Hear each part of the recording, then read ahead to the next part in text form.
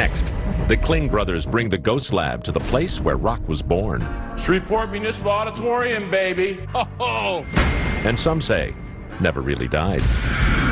Is this a hot spot of paranormal activity? They saw the light. It was right here. And can a new approach bring an old building back to life? When was the energy level the highest? Here, the early 50s. The idea of parallel universes, you have to come up with real tests. And later, the Myrtles Plantation is known as the most haunted home in America. It's saying something, dude. The team cast their electronic net to separate fact Who's back there? from legend. It is ice cold right here. That's right here, dude. We are the Klinge brothers, and we believe that science holds the key to unlocking the secrets of the dead. We formed an investigation team called Everyday Paranormal. Our mission, visit the most haunted places in America, find evidence, and test new theories to probe the existence of the afterlife. This is GhostLab.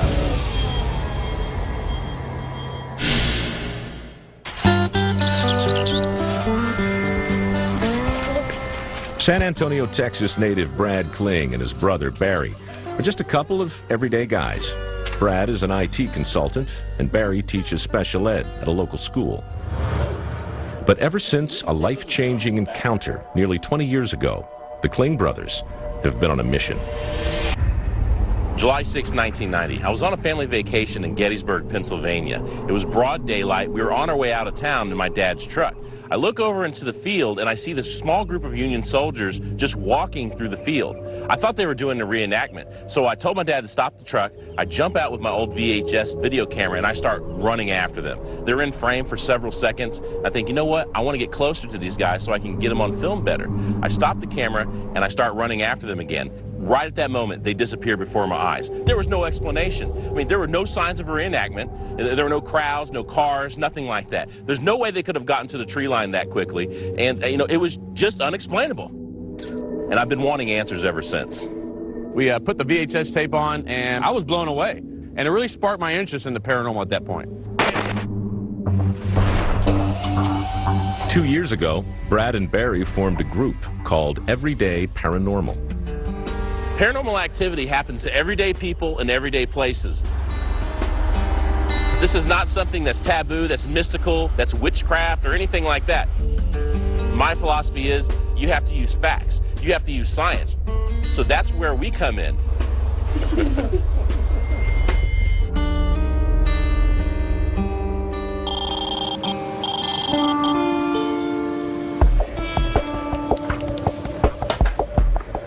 Hey, Brad. Yeah. Good news, man. Got us access to the Shreveport Municipal Auditorium. Tons of claims. Got footsteps, apparitions, shadows, voices. There's claims of a lot of stuff dealing with music, a lot of stuff on stage. Johnny Cash and all those guys. And I know that's where Elvis actually got his professional start. I want to find out what's fueling the paranormal fire there. What makes those ghosts stay in the municipal auditorium? But we need to get the lab going. We need to get it to Shreveport. It's a long drive. We need to get it going pretty quick. All right, sweet. All right. Hey, check this out. We're going to Shreveport, Louisiana, so I need to make sure that these laptops are all ready to go. I need to make sure Smartboard is all set up with software. So I need you two guys to be in charge of tech for this investigation. EMF data loggers. We're going to take everything. We're going to spread that electronic net into place. You know, I want to find evidence. We're going to try to catch all the stuff that's happening up there. All right. Katie, make sure that you have your cameras. Make sure you have your batteries all set up.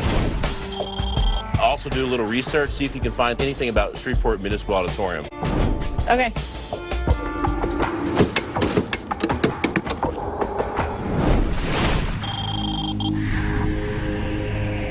In a forgotten corner of Shreveport, Louisiana, lies a brooding monument to the city's storied past, the Shreveport Municipal Auditorium. Though its doors are still open, it's been years since the venue's glory days, when it hosted the Louisiana Hayride radio show, introducing the world to Johnny Cash, Hank Williams, and the king himself, Elvis Presley. But some say the spirits from the venue's glory days still roam these halls. First thing we want to do is meet with Teresa. She's kind of the unofficial historian of the Shreveport Municipal Auditorium. We want to see if she has blueprints. We want to get claims of activity from her. Just meet with her and see what's going on here. One thing I really wanted to ask you was, it's all true about Elvis, about he got a start here, Yes, he the did. whole nine. Elvis got his start here. It was 1954. And in fact, in one of the rooms you'll probably see later in the Elvis Presley dressing room, there's actually a copy of the contract he signed with the Louisiana Hayride. Any apparitions or any sightings in that area? People have heard stuff. On this side, though, someone actually saw a shadow of a man that was leaning in the hallway here one night when they were locking up. Visible apparitions can appear in shadow form. They are considered in paranormal lore to be physical manifestations of the dead. I have had experiences in the balcony over the ballroom, in the basement, in this very hallway, in the dressing room areas. I heard voices in this alcove, and there was nobody here. And I've seen the door appear at the end of the hallway on the balcony, open and close by itself. Man, Shreveport, there's a lot of stuff going on here. We got to get cameras out, we got to get wires set, get a game plan down. I mean, we got all kinds of crap to do. Well, let's get it done. Guys, this place is huge. We actually have the blueprints, and we're going to kind of show you where we're going to be investigating some of the activity and some camera placement, some audio placement.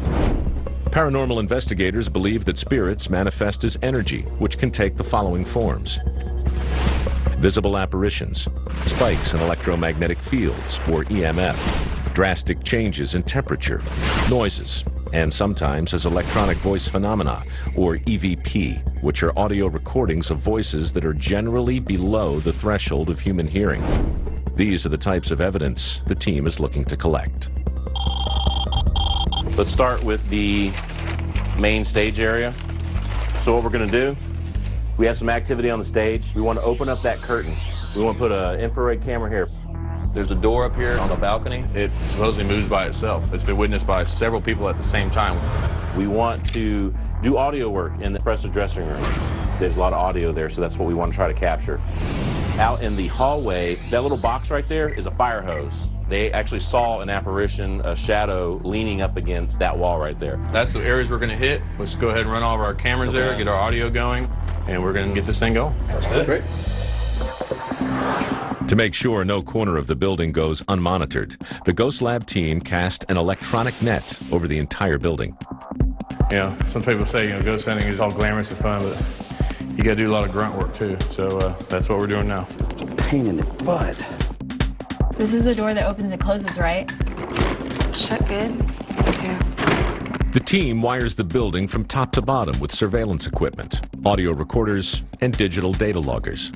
The data loggers take continuous snapshots of the environmental conditions, including temperature, humidity, and electromagnetic fields, or EMF. The team can then analyze those back in the lab. Barry, the Paralab. Lab, go ahead.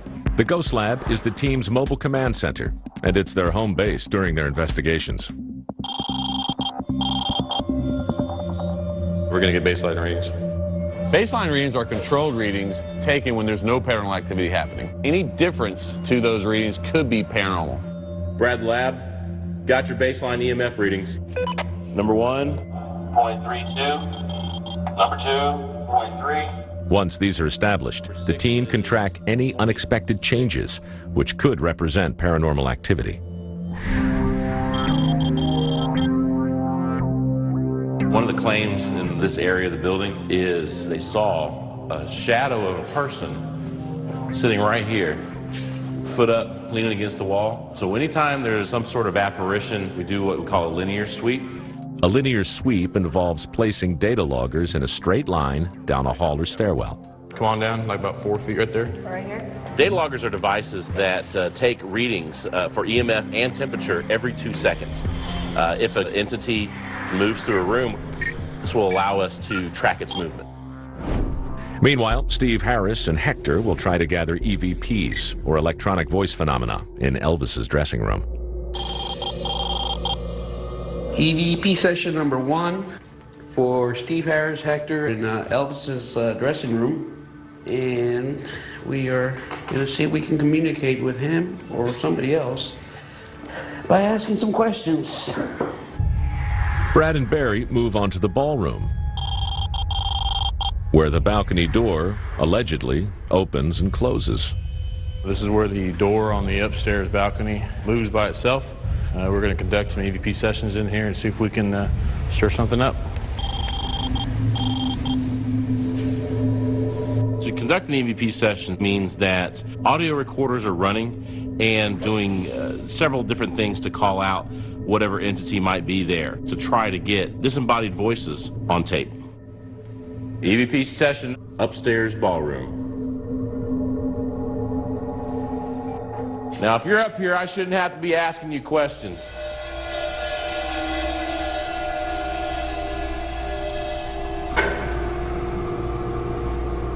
Water fountain turning on.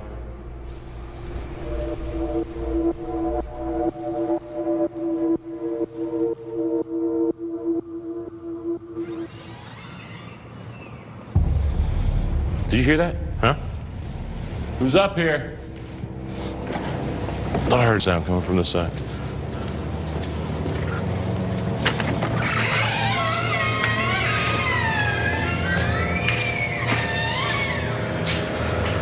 Hello? Someone in here? Can you go up there to that door? Mm-hmm. Well, don't open the door, just watch it. It's open. You're kidding. The door is open, dude. No. Was it open earlier? No, it wasn't. We're facing the other way. I'm staying up here. Anybody up here? You just opened the door? Door's open.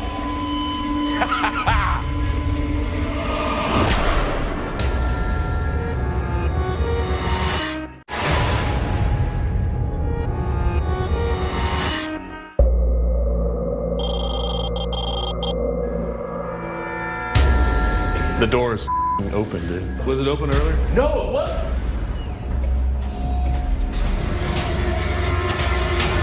Door's open. I'm standing on the upstairs balcony, and we heard a knocking sound. Wasn't sure what it was. We kind of went into this little hallway that leads up to the balcony, and lo and behold, this door is open. We need to confirm that that door was closed. Do you remember the doors being closed or open? The balcony? They're closed. They're closed? Yeah. All of them were closed? Yeah. I was up there. They were all closed. Shut good? Yeah. That's what I thought. One of them was wide I open. can guarantee it.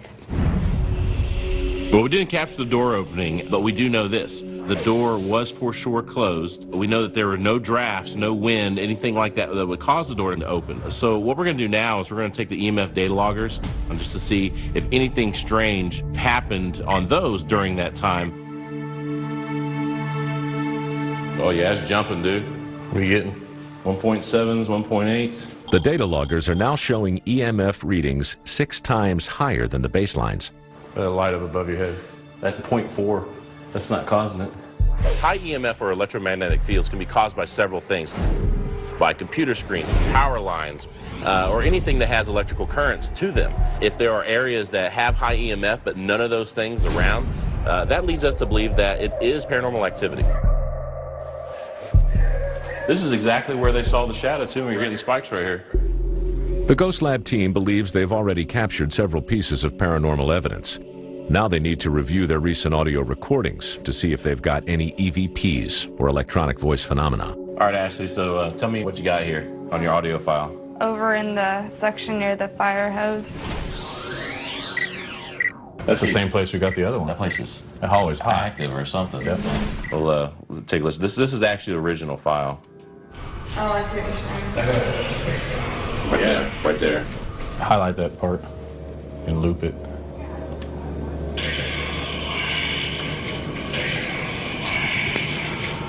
They saw the light.